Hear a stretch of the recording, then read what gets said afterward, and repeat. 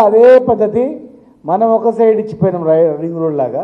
ఇలా వాళ్ళు వచ్చి ఏం చేశారంటే మార్చుకుంటూ పోతున్నారు. వాళ్ళ భూములు అప్పియాలి, కొత్త భూములు కొనుక్కోవాలి, వాళ్ళ భూములు కొనుక్కున్న భూములు పక్కకించుకోవాలి.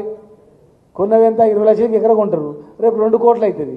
2 కోట్లు అయిందంటే నువ్వు ఎకరకాడ 1,80 లక్షలు వచ్చాయి కదా, ఇక ఏం చేస్తే వస్తుంది చెప్పండి? ఒక 200 ఎకరాలు ఉంటే అయిపోయి. కనుక దీనికి టీఆర్ఎస్ పార్టీ చాలా కట్టుబడి ఉంది. జయపాల్ యాదవ్ గారు ఆల్రెడీ క్లియర్గా వారికి వివరించడం జరిగింది. మరి జనార్దన్ రెడ్డి గారు కూడా వేరే పని ఉన్నా మరి వెళ్దాం, ఐక్యంగా మన ఉమ్మడి మహబూబ్నగర్ జిల్లా సమస్య వచ్చినప్పుడు మనందరం కొట్లాడాలని చెప్పేసి దాంతోనే ఉన్నాం మేము. ఎట్టి పరిస్థితుల్లో కూడా 2 ఏళ్ళు అయిపోయింది, ఇక 3 ఏళ్ళు, 2 ఏళ్ళ తర్వాత ఎలక్షన్ వస్తుంది.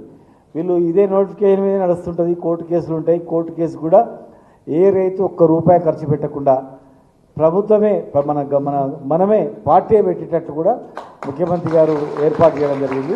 మీరు ఒక 5 పైసలు ఖర్చు పెట్టాల్సిన అవసరం లేదు, పూర్తి పార్టీ భరిస్తుంది. ఇది ఓన్లీ ఒక్క సమస్య కాదు, మొత్తం నల్గొండ, మహబూబ్నగర్, రంగారెడ్డి జిల్లా, మెదక్ ఇవన్నీ సమస్య. కనుక ఈ పక్కల అన్నిటి కలిపి ఒకటే ఉంటుంది. కనుక మీరు ఐక్యంగా ఉండాలి, జనంలో తీసుకుపోవాలి. పోయిన కాడ ఎంత ఇస్తారనేది కూడా క్లారిటీ లేదు. కనుక ప్రజల నుంచి ఏదైతే స్పందన వస్తుందో, ప్రజల నుంచి గట్టిగా ఉంటారు ఎప్పుడైతే, అప్పుడు ప్రభుత్వాలు దిగి వస్తాయి. ఈయన భూమి పోతుంది, నాది పోతలు వెళ్ళి అని తమాషా చేస్తే నీది కూడా పోతుంది, జరుగుతుంది, ఎప్పుడైనా జరగవచ్చు అది. కనుక అట్లా నాది పోయినల్లో ఒక సైడు, పోయినల్లో ఒక సైడ్ ఉండొద్దు. గ్రామాలంతా కూడా అరే మనదే పోయిందిరా అనేటట్టు అది ఉండాలి. ఐక్యంగా ఉంటే మేము ఏదైనా చేస్తాం.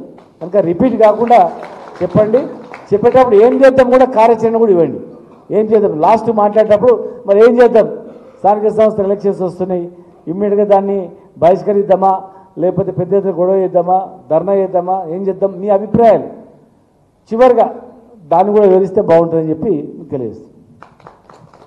ఇప్పుడు సోదరుడు రైతు చాలా గరిపల్లి నుంచి సుమారు ఒక 40 కుటుంబాలు భూములు కోల్పోతున్నారు. ఎందుకంటే వీళ్ళది లేకుండే ఫస్ట్ ఖానాపూర్కి వెళ్ళి ఉండే, మార్చేసి మొత్తం వీళ్ళ మొత్తం గరిపల్లి మొత్తం కూడా ఖతమైపోయింది.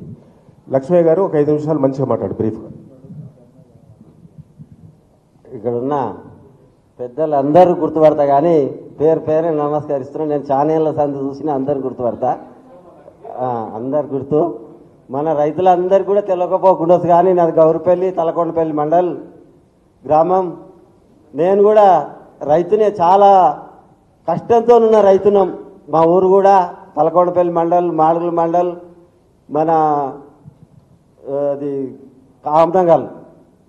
సరే, ఇక మనందరికీ కష్టాలు ఏమొచ్చినాయంటే, మనకు కష్టాలు అనేది తెలియకుండే. కష్టాలంటే